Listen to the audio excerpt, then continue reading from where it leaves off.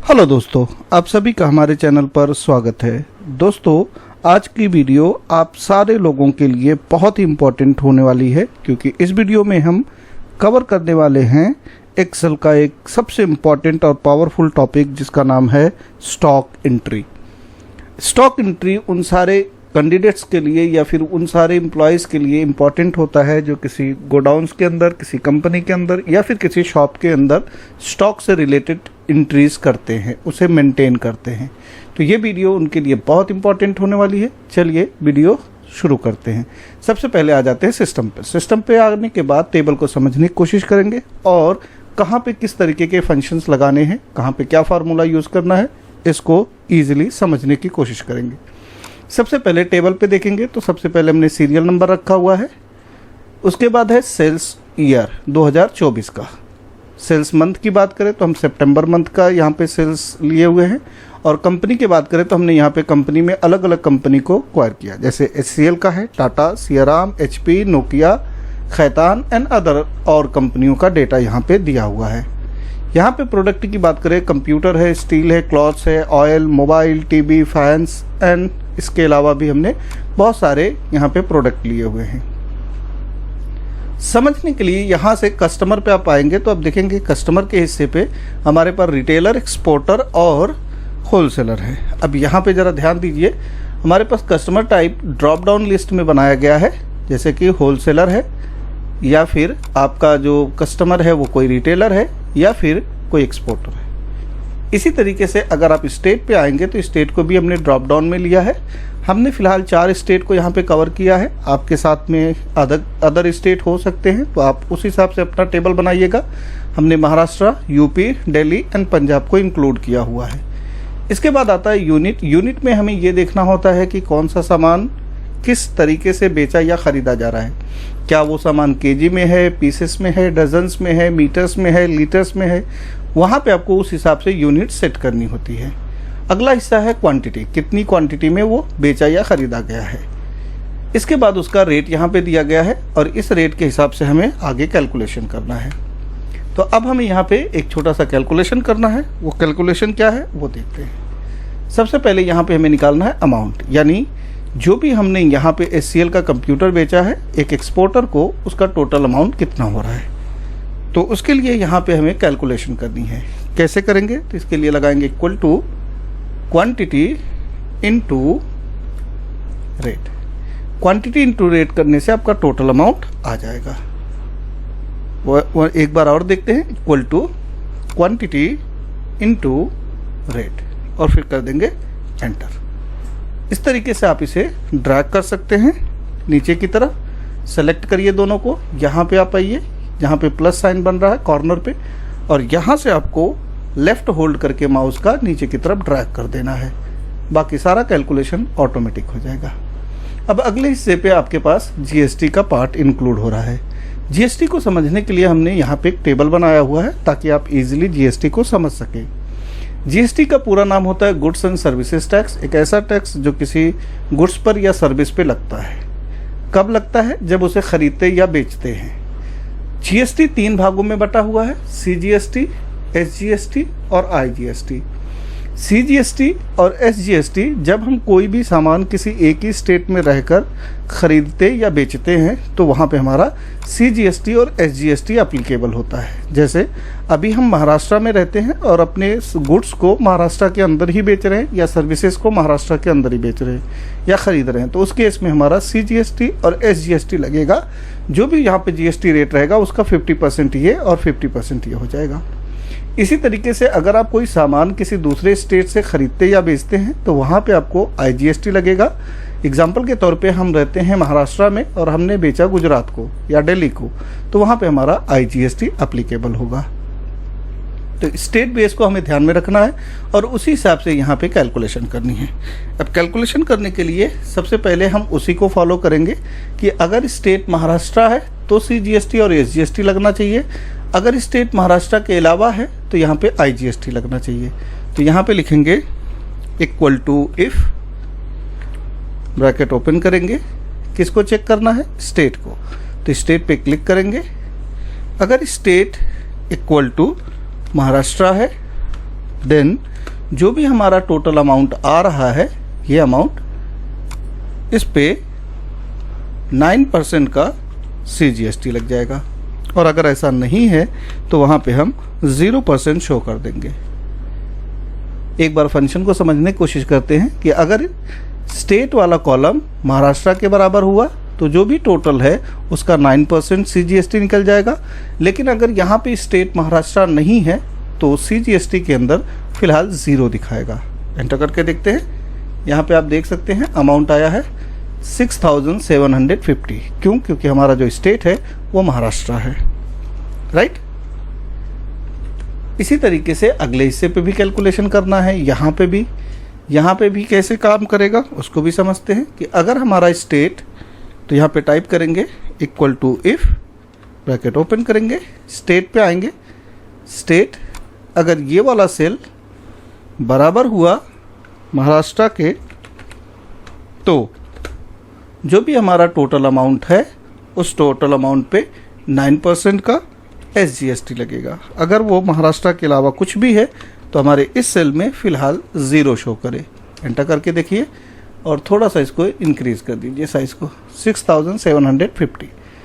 क्योंकि हमारा स्टेट जो है वो महाराष्ट्र है तो यहाँ पे आप देख सकते हैं, यहाँ पे महाराष्ट्र है तो महाराष्ट्र के लिए क्या अप्लाई हुआ, CGST 50% और SGST 50%। यानी अगर GST 18% था तो 9% में ये डिवाइड हो गया। अब अगले हिस्से पे हमें ये फार्मूला लगाना है कि अगर यहाँ पे महाराष्ट्र है तो 0 दिखाए, महाराष्ट्र के अलावा कोई भी स्टेट है तो उसका 18% IGST अप्लीकेबल हो जाए। तो इसके लिए भी फार्मूला हमें लगाना है। तो चलिए कैसे लगाएंगे, equal to if, bracket open, आ जाते हैं स्टेट पर, सेलेक्ट करेंगे। अगर यहाँ पे स्टेट महाराष्ट्र है, यहाँ पे स्टेट महाराष्ट्र है तो 0 शो करे। इसके अलावा कोई भी स्टेट है तो वहाँ पे टोटल अमाउंट इनटू 18% कैलकुलेट करें। ब्रैकेट क्लोज करके एंटर करेंगे तो अभी हमारा देखिए, क्योंकि यहाँ पे महाराष्ट्र है तो CGST SGST एप्लीकेबल हुआ, IGST एप्लीकेबल नहीं होगा। इसके अलावा अगर हम यहाँ पे स्टेट को चेंज कर देते हैं, फॉर एग्जांपल दिल्ली लेते हैं तो हमारा IGST एप्लीकेबल हुआ, CGST SGST 0 हो गया। ठीक है, तो ये रहा हमारा पहला हिस्सा। अब एक बार और यहाँ पे CGST और SGST कैलकुलेट करके देखते हैं ताकि हमारा कॉन्सेप्ट जो है पूरी तरीके से क्लियर रहे। Equal to if, bracket open, अगर स्टेट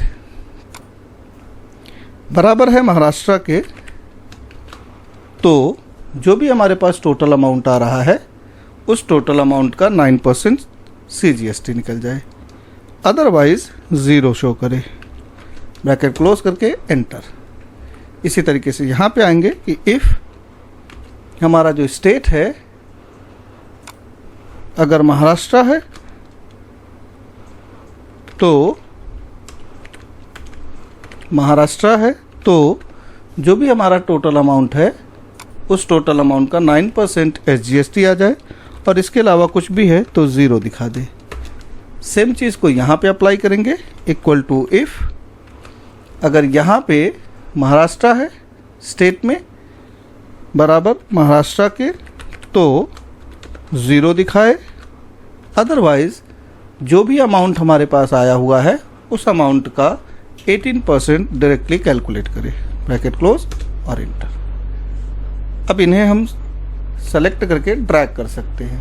तो यहाँ से इस तरीके से सेलेक्ट करेंगे और नीचे की तरफ ड्रैग कर देंगे। इसी तरीके से इसको सेलेक्ट करेंगे और नीचे की तरफ ड्रैग कर देंगे और इसी तरीके से इसको भी सेलेक्ट करके नीचे की तरफ ड्रैग कर देंगे। अब जब भी आप कोई स्टेट चेंज करेंगे, जैसे एग्जांपल के तौर पे यहाँ पे हमने महाराष्ट्र लिया तो आप देखेंगे यहाँ पे महाराष्ट्र का कैलकुलेशन आ गया, यहाँ पे दिल्ली का कैलकुलेशन आया हुआ है यानी IGST एप्लीकेबल हुआ है और यहाँ पे CGST SGST एप्लीकेबल हुआ है। अब अगला हिस्सा है डिस्काउंट का। डिस्काउंट को भी समझ लेते हैं। डिस्काउंट किस पे? Discount only apply eight wholesaler at the rate 3.5%। It means हम सिर्फ डिस्काउंट जो दे रहे हैं वो सिर्फ होलसेलर को दे रहे हैं, वो भी 3.5% और किसी को नहीं दे रहे। तो यहाँ पे हमें फिर से ध्यान देना है कि डिस्काउंट किस पे एप्लीकेबल होगा, ये भी चीज़ हमें नज़र में रखनी है। तो डिस्काउंट के लिए यहाँ पे आते हैं और क्या कॉन्सेप्ट है कि अगर जो हमारा कस्टमर है, यानी यहाँ से देखना है, जो हमारा कस्टमर है अगर वो कस्टमर बराबर है होलसेलर के तो जो भी है उसका अमाउंट आया है, ये वाला हिस्सा, इस हिस्से पर 3.5% का डिस्काउंट देंगे, और अगर इसके अलावा कुछ है तो 0 लगा देंगे। अगर हमारा कस्टमर होलसेलर है तो उसके टोटल अमाउंट पे 3.5% का डिस्काउंट देंगे, और अगर नहीं है, रिटेलर है या फिर इंपोर्टर है, तो वहाँ पे हमारा 0 लगाएगा। इंटर करके देखते हैं तो यहाँ पे 0 आ गया। एक बार और देखिए ताकि थोड़ा सा इजी हो जाए।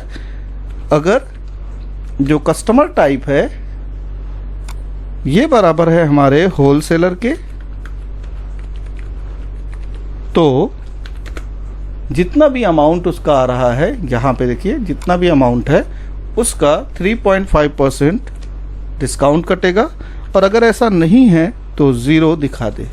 एंटर करते हैं तो देखिए यहाँ पे हमारे पास दोनों जगह पे एक्सपोर्टर है, तो इसलिए यहाँ पे हमारा जो डिस्काउंट है वो 0 आ रहा है। अगर मैं इसमें से किसी को होलसेलर कर देता हूँ तो आप कैलकुलेशन में देखेंगे 2650 रुपये उसका डिस्काउंट आएगा।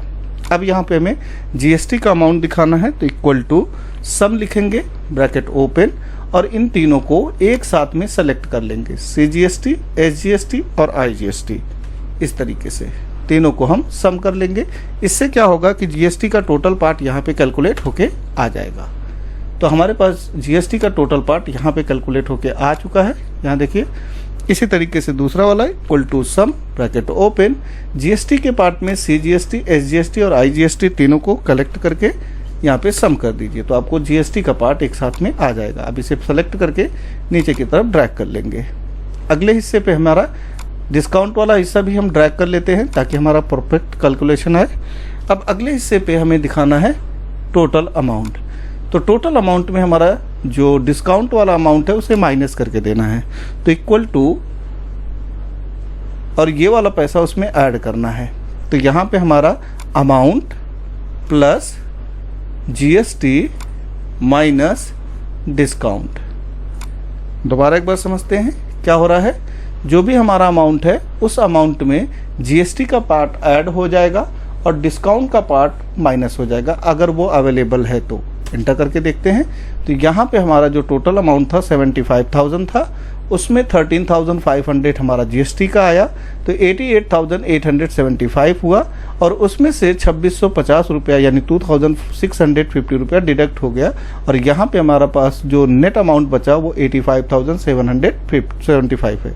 एक बार और कैलकुलेशन दिखा देता हूँ। इक्वल टू, एक तो आपका अमाउंट वाला हिस्सा रहेगा, उसमें आप प्लस करेंगे जीएसटी के अमाउंट को, और उसमें से माइनस कर देंगे डिस्काउंट के अमाउंट को। एंटर करेंगे तो आपके पास कैलकुलेशन आ जाएगा। इस तरीके से अब इसे ड्रैग कर देते हैं नीचे की तरफ, और आप इजीली इस तरीके से अपनी स्टॉक को मेंटेन कर सकते हैं, जिसमें आपके कस्टमर बेस या फिर स्टेट बेस दोनों बेसिस पे आप टैक्सेशन का पार्ट भी ऐड कर सकते हैं, डिस्काउंट का पार्ट भी ऐड कर सकते हैं। होप कि आपको ये वीडियो इन्फॉर्मेटिव लगी हो। अगर हमारी वीडियो आपको अच्छी लगती है तो वीडियो को लाइक करें, चैनल को सब्सक्राइब करें और अपने दोस्तों में शेयर करें। मिलते हैं नेक्स्ट वीडियो में। अपना ख्याल रखें।